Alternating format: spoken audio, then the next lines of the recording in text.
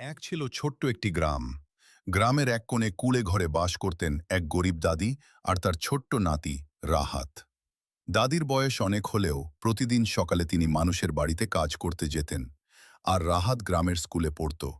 তাদের ঘরে অভাব ছিল, কিন্তু ভালোবাসার কোনো অভাব ছিল না।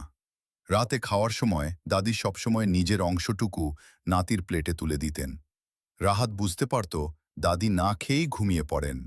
তাই একদিন সে মনে মনে ঠিক করল, একদিন সে বড় হয়ে দাদির সব কষ্ট দূর করবে। এক বর্ষার দিনে গ্রামের পাশের নদীতে হঠাৎ বন্যা দেখা দিল।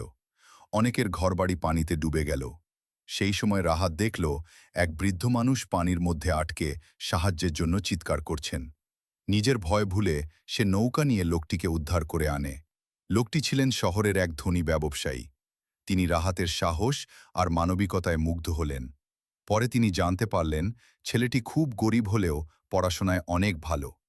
তখন তিনি রাহাতের পড়াশোনার সব দায়িত্ব নিলেন। বছর কেটে গেল। রাহাত অনেক পড়াশোনা করে একদিন বড় ডাক্তার হল। গ্রামের মানুষ তাকে খুব সম্মান করত। কিন্তু রাহাত কখনো তার দাদির কষ্ট ভুলে যায়নি। একদিন সে গ্রামের সেই ছোট্ট কুড়ে ঘরের জায়গায় সুন্দর একটি বাড়ি বানালো। দাদির হাত ধরে সে বলল, দাদি, তোমার কষ্টের কারণেই আজ আমি এখানে পৌঁছেছি।